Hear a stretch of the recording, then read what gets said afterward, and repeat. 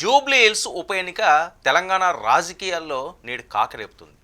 గెలిచి తీరాలని ప్రధాన పార్టీలు ప్రచారంలో బిజీ అయిపోయాయి. అయితే ఈ ఎన్నికల్లో గెలుపు కోసం సీఎం రేవంత్ రెడ్డి అమలు చేస్తున్న పగడ్బందీ వ్యూహాలు ప్రతిపక్షాలను ఉక్కిరిబిక్కిరి చేస్తున్నాయి.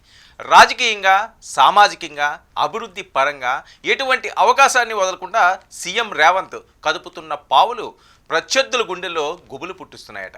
ఈ ఉప ఎన్నిక అత్యంత కీలకమైంది. హైదరాబాద్ సిటీలో సార్వత్రిక ఎన్నికల్లో ఒక్క సీటు కూడా హస్తం పార్టీ గెలవలేదు. ఇప్పుడు సిటీలో బలం పెంచుకునే దిశగా అడుగులు వేస్తుంది హస్తం పార్టీ. ఇక కంటోన్మెంట్ తరహాలో జూబ్లీ హిల్స్లో జెండా పాతాలనుకుంటుంది కూడా.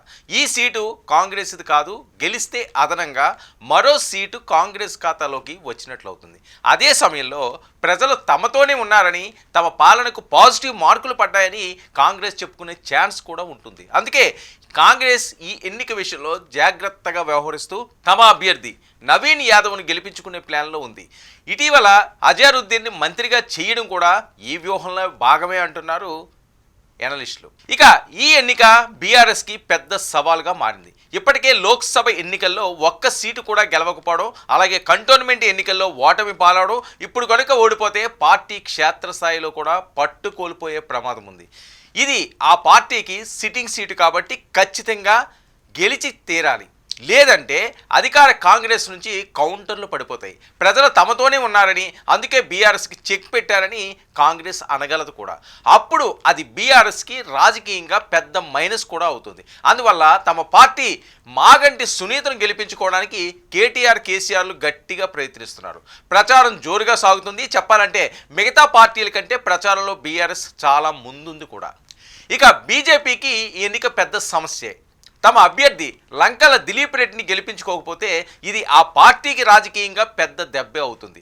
ఎలా అంటే తెలంగాణలో కాంగ్రెస్ పాలకపక్షంగా ఉంటే ప్రతిపక్ష స్పేస్ మొత్తం బీఆర్ఎస్కి దక్కుతుంది. అంటే అర్థం ఏంటి? కాంగ్రెస్ పాలన నచ్చకపోతే ప్రజలు నెక్స్ట్ ఎంచుకునేది బీఆర్ఎస్ అవుతుంది తప్ప బీజేపీ అవ్వదు అని జనంలోకి ఆటోమేటిక్గా వెళ్ళిపోతుంది. అంటే బీజేపీ తప్పనిసరిగా తమ అభ్యర్థిని గెలిపించుకోవాలి. అప్పుడే ఫస్ట్ ప్రతిపక్షంగా నిలవగలదు. కానీ క్షేత్రస్థాయిలో ఆ పరిస్థితి ఉందా అన్నది ఎన్నికల్లోనే తేలాల్సి ఉంది. మరోవైపు ప్రధాన పోటీ కాంగ్రెస్, బీఆర్ఎస్ మధ్య అనే వాదన గట్టిగా వినిపిస్తున్నప్పటికీ బీజేపీని తక్కువ అంచనా వేయడానికి వీల్లేదనే వారు కూడా ఉన్నారు. ఇక కాంగ్రెస్ అధికారంలోకి వచ్చిన కొత్తలో కంటోన్మెంట్ ఉప ఎన్నిక గెలిచినంత సులభంగా ఇది ఉండకపోవచ్చు. ఇప్పుడు కాంగ్రెస్ అధికారంలోకి వచ్చి సుమారు 2 ఏళ్లు కావడంతో ప్రభుత్వంపై సహజంగా వచ్చే ప్రభుత్వ వ్యతిరేకతను నవీన్ యాదవ్ ఎదుర్కోవాల్సి ఉంటుంది. నవీన్ యాదవ్ తన వ్యక్తిగత బలం, యువత మద్దతు, బీసీ కోట, ముస్లింల మద్దతు వంటి సానుకూల అంశాలతో బరిలోకి దిగుతున్నప్పటికీ మాగంటి సునీత సెంటిమెంట్, బీఆర్ఎస్ నగర ప్రాబల్యం వంటి ప్రధాన సవాళ్లను అధిగమించగలిగితేనే నవీన్ యాదవ్ జూబ్లీ హిల్స్ కింగ్ అయ్యే అవకాశం ఉంటుంది. ఇక కాంగ్రెస్ పార్టీ అధికారంలో ఉంది కాబట్టి నవీన్ యాదవ్కు ఉన్న చిన్న చిన్న ఇబ్బందులు గట్టెక్కే అవకాశం ఉందని రాజకీయ పరిశీలకులు అంటున్నారు. ఇక ప్రచారం విషయానికి వస్తే కాంగ్రెస్ ప్రధాన శ్రేణులు మొత్తం జూబ్లీ హిల్స్లోనే మోహరించినట్లు కనిపిస్తుంది. ప్రచారంలో మిగతా పార్టీలు వెనక్కి నెట్టినట్టే కనిపిస్తుంది. రోజుకు 100 మీటింగులతో దూసుకు వెళ్తున్నారు కాంగ్రెస్ నాయకులు. జూబ్లీ హిల్స్లోని ప్రతి ఇంటికి వెళుతున్నారు. అపార్ట్మెంట్ దగ్గర ప్రతిరోజు మీటింగులు పెట్టి మరీ ఓటర్లను తమ వైపు తిప్పుకునే ప్రయత్నాలు చేస్తున్నారు.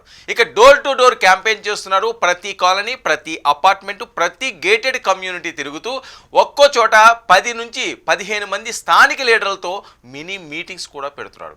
ఇక మాజీ కార్పొరేటర్లు, డాక్టర్లు, వ్యాపారులు ఇలా ప్రతిరోజు బ్లాక్ వైజ్గా వందలాది మందితో మీటింగులు పెట్టుకుంటూనే ఉన్నారు. ఇక తెలంగాణ మొత్తం ఇప్పుడు జూబ్లీస్ వైపు చూస్తుంది. మరి గెలుపు జెండా ఎగురవేసేది ఎవరు అన్నది కాలమే నిర్ణయించాలి.